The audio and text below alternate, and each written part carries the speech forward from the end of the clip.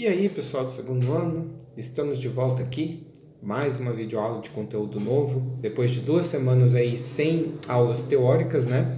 A gente vai avançar o nosso conteúdo. Fechamos a parte de termoquímica, que é aquela que estuda as trocas de energia envolvidas numa reação, e agora a gente vai entrar na parte de cinética química, tá? E o que significa essa cinética química, galera?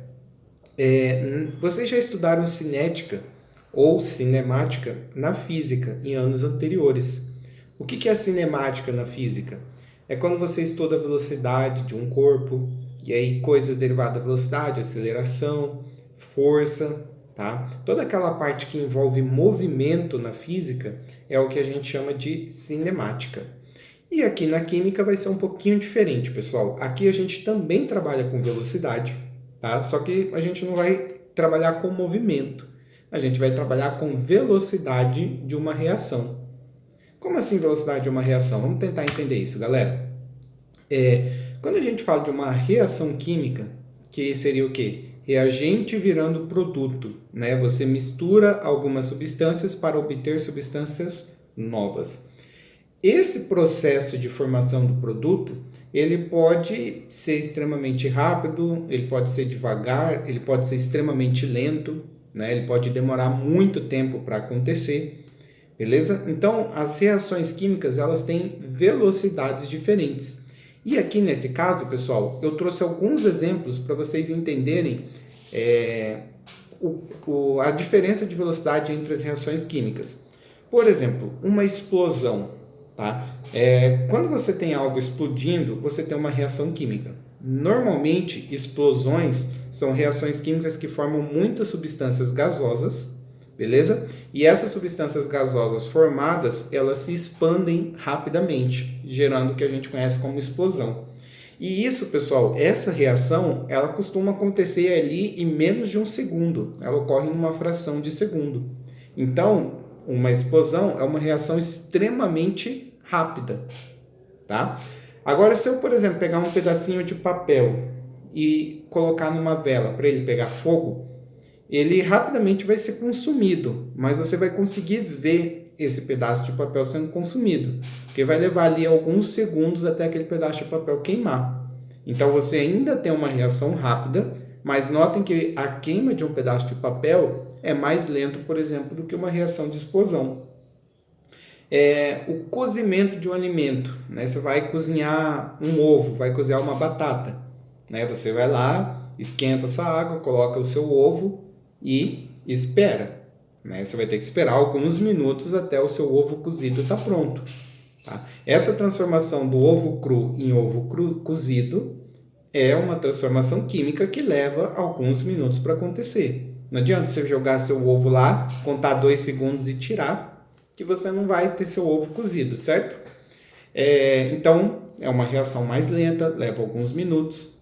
A formação da ferrugem, se eu pegar um pedaço de ferro e deixar aqui na minha mesa, exposto, tá? Eu posso passar essa aula inteira olhando para o meu pedaço de ferro e eu não vou ver nada acontecer. Entretanto, se eu deixar esse pedaço de ferro aqui dias e dias em cima da minha mesa, com o tempo vai começar a formar, ele vai começar a ficar meio avermelhado, vai começar a esfarelar, porque esse ferro ele vai estar enferrujando. É uma reação química bem lenta, ela leva alguns dias aí para acontecer. E o último extremo que eu coloquei aqui, pessoal, a formação do petróleo, tá? Que é uma reação que os restos mortais de micro-organismos marinhos, eles são depositados no fundo do oceano e sobre alta pressão, né, eles vão se transformando em petróleo num processo que leva milhares e milhares de anos. Então, é uma reação química extremamente lenta, absurdamente lenta. Ok? Então, deu para entender o conceito de o que é uma reação química rápida e o que é uma reação química lenta, né? Esse que é o nosso objetivo aqui.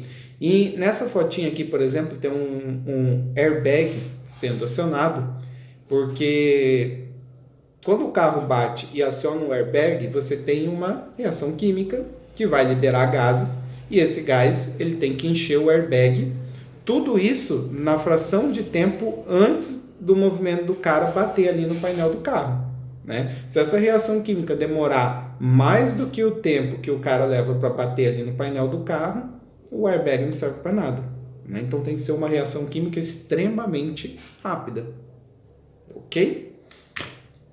E aqui, pessoal, a gente vai trabalhar com a parte matemática desse assunto, tá? Como que a gente vai calcular a velocidade de uma reação? Na física, quando você quer calcular a velocidade, por exemplo, de uma pessoa correndo, você vai pegar o espaço, né, a distância que ela percorreu e vai dividir pelo tempo, pela variação do tempo, tá? Na química, pessoal, quando eu quero medir a velocidade de uma reação, eu vou pegar a variação na quantidade da minha substância e vou dividir pelo tempo, né? Quanto menor o valor de tempo, mais rápida vai ser a reação. E o contrário também. Tá? Então, essa aqui vai ser a nossa fórmula. Velocidade vai ser a variação na quantidade dividida pela variação do tempo. Notem, pessoal, que na parte de cima dessa fórmula nós temos duas barrinhas que significam módulo. O que quer dizer módulo? Tá? Módulo é um artifício matemático aí que a gente usa para não trabalhar com números negativos, por assim dizer. Porque pode acontecer, e vocês vão ver acontecendo, que a variação da quantidade seja negativa, a quantidade da substância diminua, tá? Mas a gente vai optar por não ter valores negativos, então esse valor a gente coloca em módulo. Então, por exemplo, se eu escrever isso aqui, ó, um módulo de 2, vocês sabem que vale 2.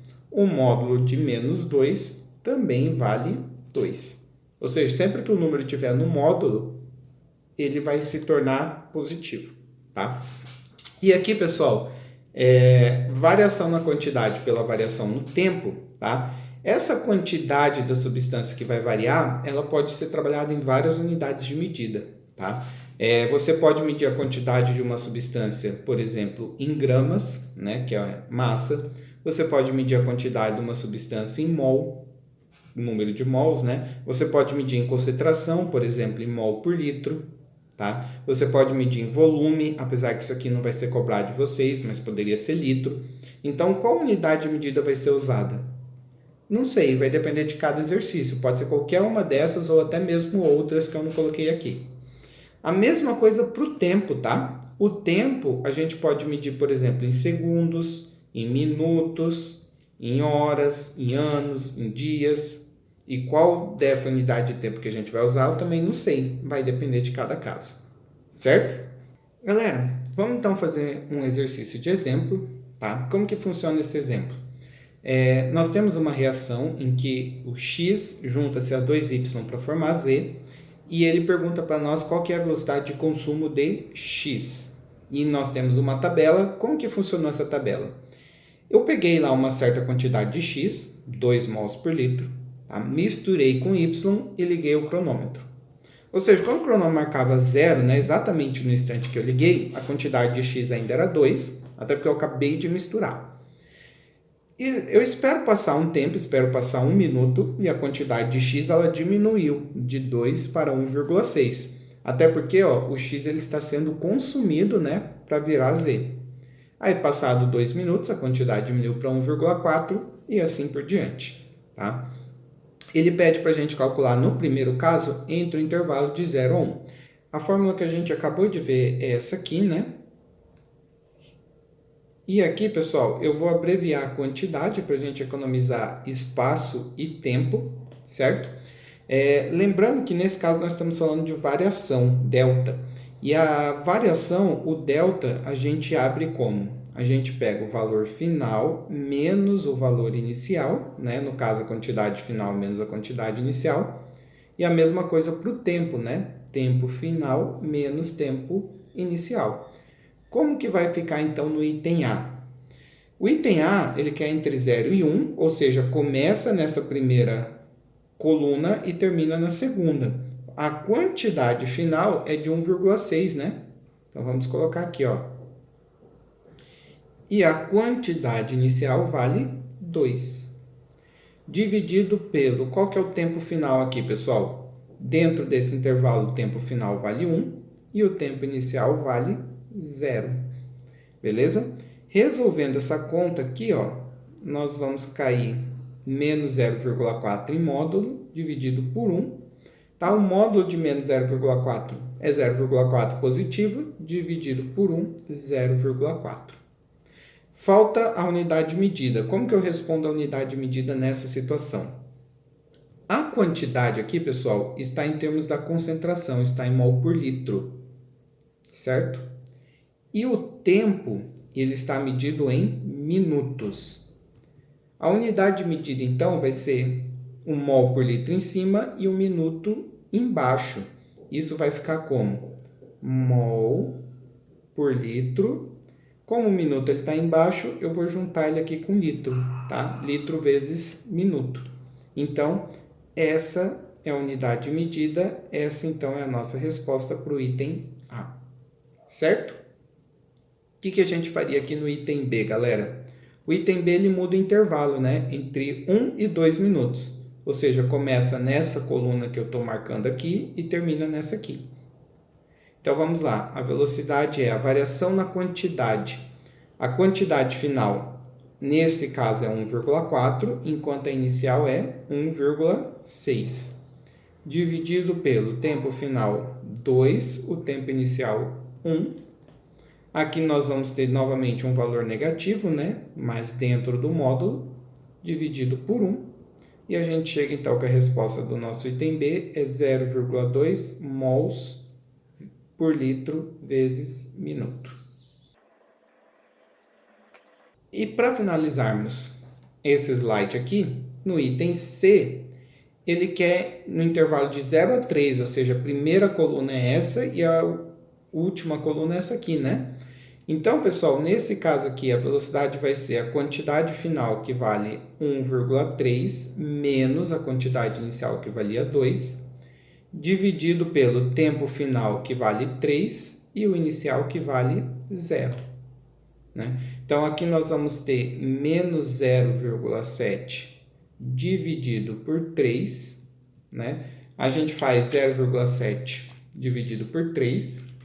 Nós chegamos, então, ao valor de 0,23333 mol por litro vezes minuto. Bem tranquilo calcular a velocidade usando tabelinha, né? Bem, vamos continuar aqui, galera. No slide anterior, a gente só trabalhou com x, mas essa reação que eu passei para vocês, ela envolve também y e z. Tá? Lembrando, eu tenho que misturar uma certa quantidade de x com uma certa quantidade de y. Se nós prestarmos atenção aqui nos coeficientes estequiométricos, cada vez que eu consumir 1 mol de x, eu irei consumir 2 mols de y, certo? Então, toda vez que um x sumir, 2 y irão sumir. E é nisso que eu vou prestar atenção aqui, pessoal. No primeiro caso aqui, ó, no primeiro intervalo, a quantidade de x que diminuiu foi de 0,4, certo? Bem, a quantidade de y que vai diminuir tem que ser o dobro, não é? A quantidade de y é sempre o dobro de x. Então, se sumiram 0,4 de x, vão ter que sumir 0,8 de y. Tá? Então, a quantidade de y ao fim do primeiro minuto vai ser de 1,2. Né? Eu tinha 2, perdi 0,8, passei a ter 1,2. E daqui, ó, do primeiro para o segundo minuto, eu perdi 0,2 de x, não foi? Então, pessoal, eu vou ter que perder 0,4 de y.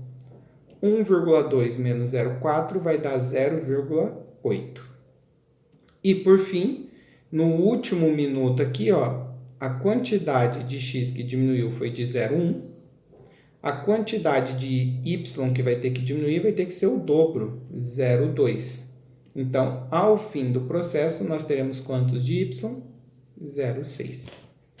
Ok? Fechamos aqui, preenchemos y. E o que vai acontecer com z? Pessoal, o z ele é produto. Produto está sendo formado, consequentemente, a sua quantidade aumenta. E aumenta como? O coeficiente aqui de z é 1, né? Então, toda vez que sumir 1x, irá aparecer 1z, sempre na mesma quantidade. Isso facilita bastante a nossa vida, né? Porque eu tinha zero, quanto que eu perdi de x lá em cima? Eu perdi 0,4, né? Então, quanto que eu vou formar de z? 0,4. Tá? Eu tinha 0, formei 0,4. Bem, quanto que eu perdi de x aqui no segundo intervalo? Eu perdi 0,2, ou seja, eu vou formar 0,2 de z. Eu tenho 0,4, formei 0,2, vou passar a ter 0,6. E para finalizar, no último caso, nós formamos 0,1 de y, nós consumimos 0,1 de x, vamos formar 0,1 de z. Eu tinha 0,6, formei 0,1, passei a ter 0,7. Por que eu preenchi essa tabela, pessoal?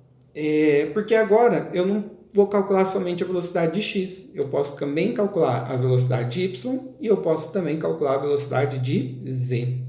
Vamos fazer aqui o item A, pessoal, para y. Tá? Eu vou até especificar aqui ó, que eu estou calculando para y. Bem, no intervalo de 0 a 1, o que aconteceu com a quantidade de y? Ela era 1, ela terminou em 1,2 e ela começou em 2. Sendo que o tempo, né, nessa situação, a gente termina em 1 e começa em 0. Resolvendo essa conta aqui, pessoal, nós vamos ter isso aqui, né? Que dá, então, 0,8 mol por litro vezes minuto. Isso para y. E se nós fizermos o item B para y? Vamos fazer o item B aqui para o y. No item B, pessoal, a mesma coisa. Ó, eu começo na coluna 1 e termino na coluna 2, ou seja, a quantidade final é 0,8 e a quantidade inicial é 0,2. Tempo final é 2, tempo inicial é 1. Chegamos, então,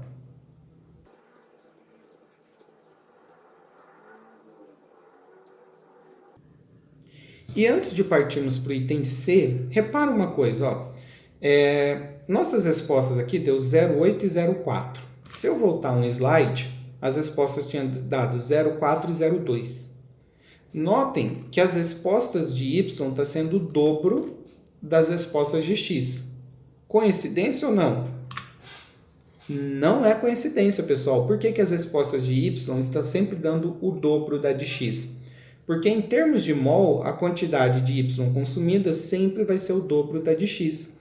Ou seja, se eu for fazer o item C, eu posso nem fazer toda essa conta aqui. Eu posso simplesmente pegar a minha resposta em x e dobrá-la.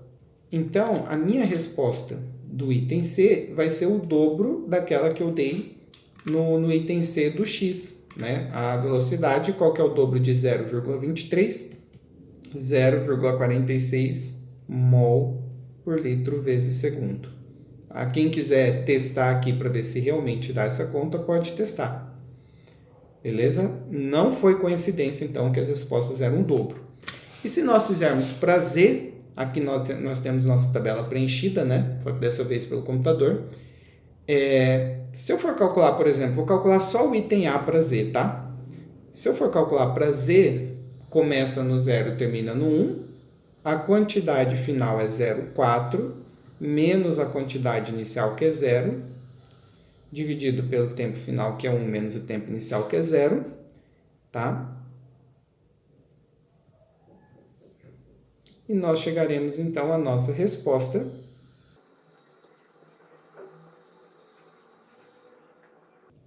Lembrando que nesse caso eu estou falando de Z, tá? Esqueci de especificar aqui que era Z.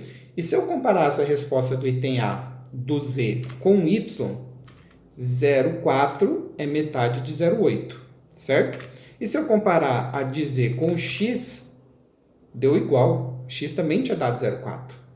Aí, por que Z deu igual, pessoal? Porque ó, a proporção de X para Z é de 1 mol para 1 mol.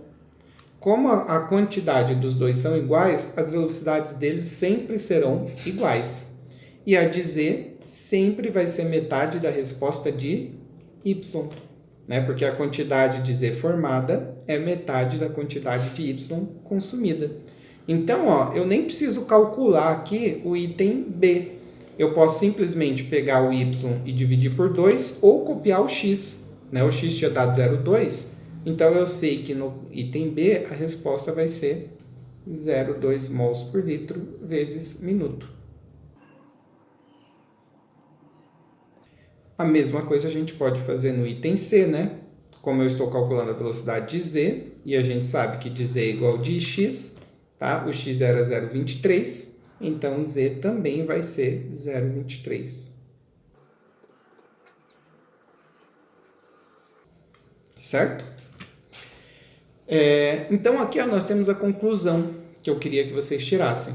As velocidades são proporcionais aos coeficientes estequiométricos, ok? Que é o que a gente vai fazer aqui, por exemplo, no exercício 1. Se a velocidade de formação do NH3 for 4 mols por litro vezes hora, qual vai ser a velocidade de consumo do N2 e do H2? Então, a gente sabe a velocidade do NH3, eu vou anotar aqui.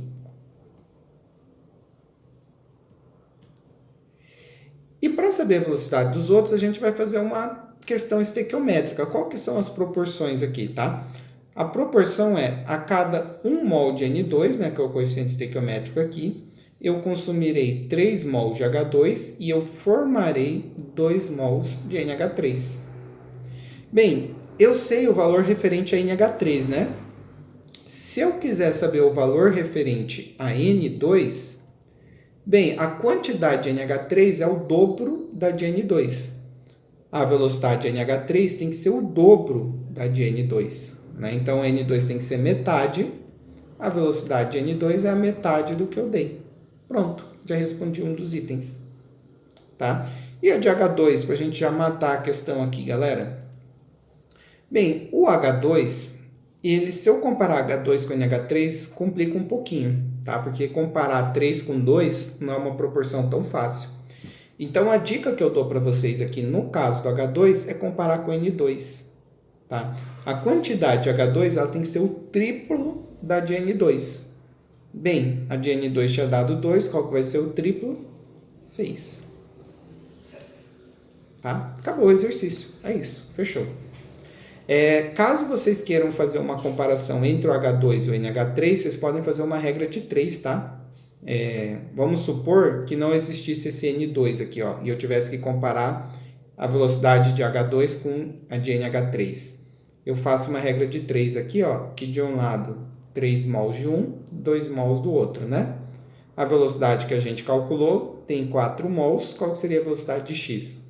Se vocês responderem isso aqui, vocês chegam na resposta. Certo?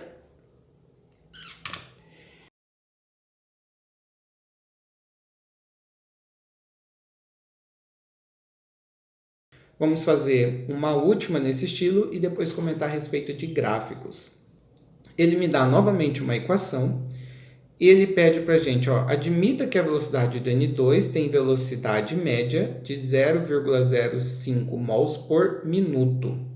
Então, ele me deu aqui a velocidade do N2 e ele pergunta para nós quantos mols de CO2 é formado em 1 hora.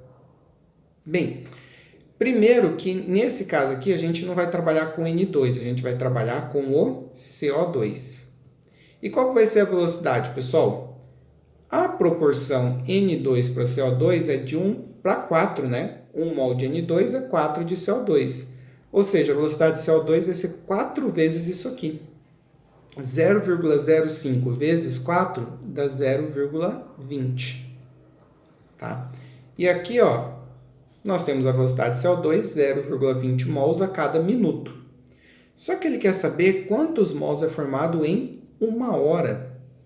A gente pode fazer isso por regra de 3, galera. Porque ele perguntou quantos mols é formado em 1 hora. 1 hora é medida de tempo. Lembrando que nós estamos falando do CO2. O que a gente sabe? Bem, a gente sabe por essa velocidade que a 0,20 mols é formado em 1 minuto, não é? Tá? Essa velocidade está dizendo isso, 0,20 mols por minuto. Quantos mols vão ser formados em 1 hora? Lembrando que 1 hora são 60 minutos. A gente resolve essa conta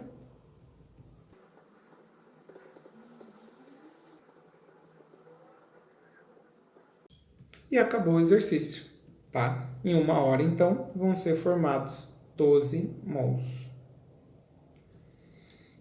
Beleza? Agora, pessoal, a gente vai trabalhar, então, a parte gráfica, tá, do assunto. Eu trouxe aqui aquela tabela que a gente trouxe no primeiro exemplo.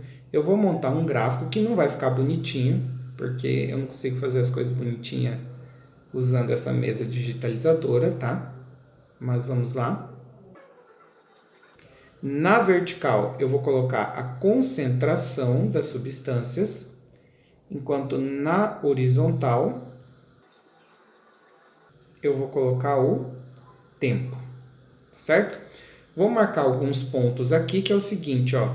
A cada 2 quadradinhos desse, eu vou marcar 1 minuto. Aí mais 2 quadradinhos, mais 1 minuto, mais 2 quadradinhos, mais 1 minuto. E aqui, pessoal, a cada um quadradinho desse aqui eu vou considerar 0,4. Então aqui eu vou falar que é 0,4, aqui eu vou falar que é 0,8, aqui eu vou falar que é 1,2, 1,6 e 2. Tá?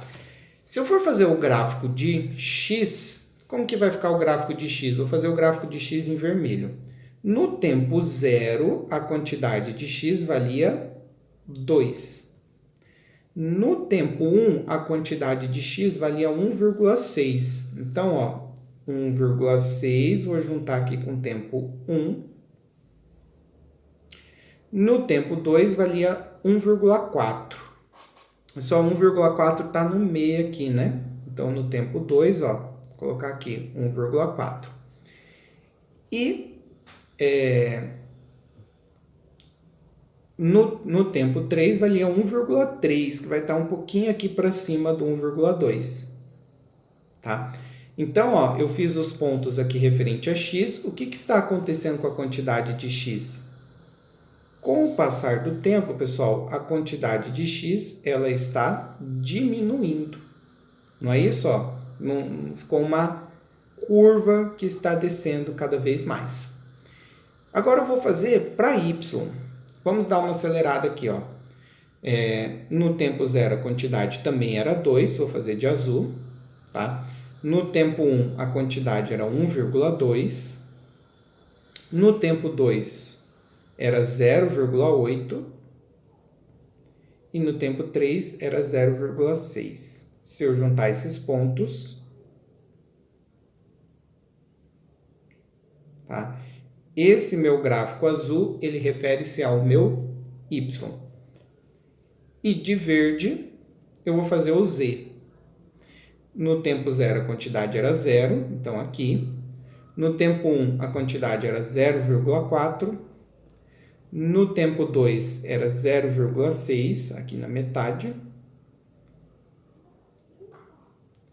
E no tempo 3 era 0,7. Então, fechamos aqui o nosso gráfico, tá? E o que eu quero que vocês observem desse gráfico? Primeiro, pessoal, os reagentes são as substâncias que estão sendo consumidas. Quando a gente fala de reagente, notem que com o passar do tempo as quantidades têm que ir diminuindo. Já o produto, que é a substância que está sendo formada, as quantidades ela tem que ir aumentando. Tá? Então, quando você vê um gráfico desse, você sabe que se desceu é reagente, se subiu é produto. Tá? Então, ó, tá aqui reagente, a quantidade diminui, produto, a quantidade aumenta. Outra coisa que eu quero que vocês observem. Esse aumento ou essa diminuição, ela é proporcional aos coeficientes. Lembrando que quando eu falo de coeficiente, eu estou falando disso aqui, ó. 1 mol de x reage com 2 mols de y para formar 1 mol de z. Se vocês prestarem atenção, pessoal, a quantidade de y é maior que a de x e que a de z. Graficamente, o que isso significa? O y ele vai ter uma queda 2 vezes maior do que o x, ele vai cair mais. Tá? O y ele vai cair mais do que o x, porque o coeficiente estequiométrico dele é maior. Tá? Em termos de tamanho, pessoal, o tamanho do z, tá? O tamanho do gráfico verde, eu digo tamanho isso aqui, ó, tá? Tem que ser igual ao tamanho do x do gráfico vermelho. porque o coeficiente dos dois são iguais. A diferença é que um sobe e o outro desce. Enquanto o tamanho de y vai ter que ser o dobro do de x e o dobro do de z. Tá? Então, a variação, o quanto sobe ou quanto desce, vai ser proporcional ao coeficiente estequiométrico, certo? Último exemplo para a gente encerrar a aula de hoje. Pessoal, eu tenho uma outra reação química. Tá? Nessa outra reação química, eu vou esboçar o gráfico. Por que esboçar? Eu não tenho valores, eu não dei uma tabela com os valores, mas eu tenho uma noção de qual que vai ser a cara desse gráfico. Então, no eixo vertical eu coloco a concentração, no horizontal eu coloco o tempo. Tá? E o que vai acontecer com a quantidade de NH3? Primeiro, NH3 é um reagente, então sua quantidade ela tem que diminuir. Ela começa num certo valor e com o passar do tempo ela vai diminuindo. Tá? Que foi o que eu fiz aqui. E o N2, pessoal? O N2 ele é um produto, ele vem depois da seta, então a sua quantidade aumenta. Só que a quantidade de N2 ela vai ter que aumentar metade da de NH3. Tá? Então, o NH3 aqui ó, ele desceu uns 2 quadradinhos e meio, o N2 ele vai ter que subir 1 quadradinho e 25 só. Tá? Tá vendo que o azul ele é menor do que o vermelho? O azul é o N2 e o vermelho é o NH3. Porque o coeficiente do N2 é menor que o NH3. E para finalizar, como que a gente faz o H2? O H2 ele também é produto, ele também é formado, a sua quantidade também aumenta, só que ó, ela tem que aumentar 3 vezes mais que o N2. Tá? Então, se o N2 subiu um pouquinho mais que um quadradinho, o H2 ele vai ter que subir mais do que 3 quadrados. Ele vai ter que subir quase que 4 quadrados aí, ó. Então, esse aqui é o H2. Lembra que eu falei para vocês? Reagente, a quantidade diminui. Nesse caso, o único reagente é o NH3. Produto, a quantidade aumenta. Nesse caso, nós temos dois produtos, N2H2. O tamanho da descida ou da subida vai ser proporcional a esses coeficientes estequiométricos, que são 2, 1 e 3. Fechamos? Encerramos então essa aula, galera.